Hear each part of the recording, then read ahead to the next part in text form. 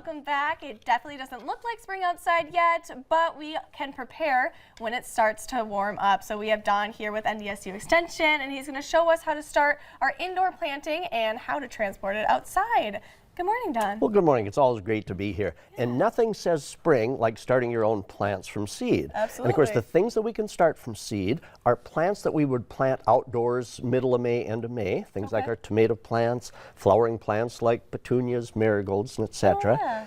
So it's fun to get these growing indoors now. Now, it's important not to start too early, because otherwise the plants, the seedlings, would get too large, too lanky by the time we're ready to use them. Sure. So time-wise, for things like petunias, you could start those now because they take longer to grow.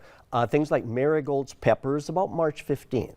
Now, lots of people like to start tomato plants, and for tomato plants, we need to wait until about April 1st. Okay. So we don't want to start too early. Okay, so the supplies we need, first of all, we need a seed starting mix, and so rather than using regular potting soil, use the mixes that are made for starting seeds, because it just works better. Okay. But right out of the bag, these mixes are very, very dry, and if we use those for seeding, our seeds would just float around when it's time to water. Yeah. So instead, the day before you're ready to seed, wet it down and mix it up good. Look at how I've mixed this up yesterday. Let the moisture penetrate. Now it's nice and mellow, and it'll be easier to seed.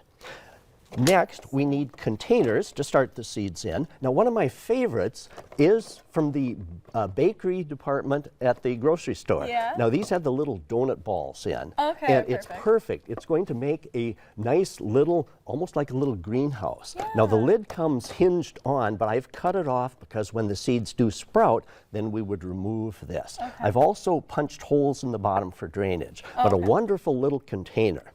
And next, a heat mat. Okay. And these are designed specially for seedings. It's not the type you put on an aching back or anything like that, a heat pad. So we need a heat mat for seedlings. Bottom heat is very important for seeds to come up quicker. Okay. And of course, these heat pads will last a long, long time. So you simply plug them in, and then once you seed the little container seeds, that will go on the heat mat, and that really speeds germination. So I really encourage people that would like to try this to invest in a heat mat. Yeah. You can get them at garden centers or order online, and they're not really that expensive. Okay, perfect. And of course, we need seeds. So let's take a quick look at how we would start some seeds. Okay, I've got my container, holes in the bottom. I've pre-wet the seeding mix. Perfect. So let's fill it up here.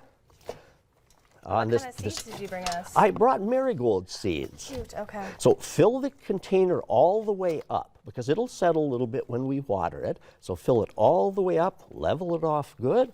Now we're ready for the seeds.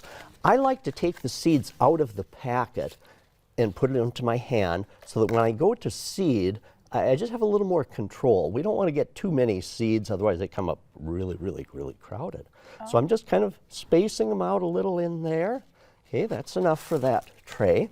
Now, I'm going to just gently press those seeds in and then cover with a little bit of that seeding mix. Okay. A little bit of that seeding mix like that, just so that the seeds are covered and you can't see them. Then pat it down, and then I would go ahead and water it in really well. Okay. So a little bit comes out the bottom, and then put the lid back on and set it onto our heating mat.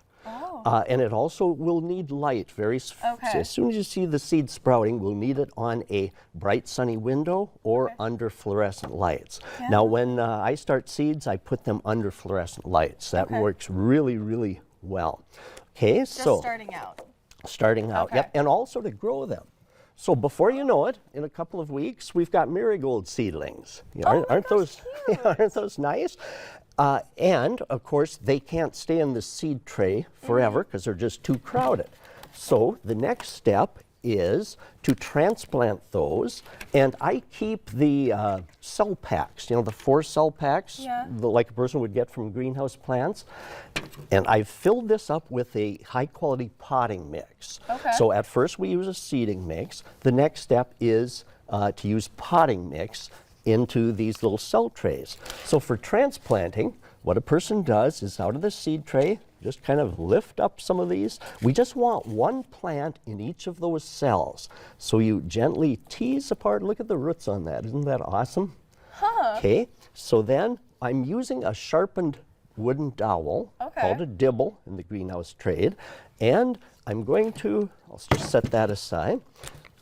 With the sharpened dowel, I'm going to make a little hole for the roots down in the potting mix, and then just gently press in the roots, firm it around, and then I'll do that with 4, and that will give me a little 4-pack of seedlings. Okay. And that will space them out, and they'll stay in this little pack until we're ready to transplant those plants out in May.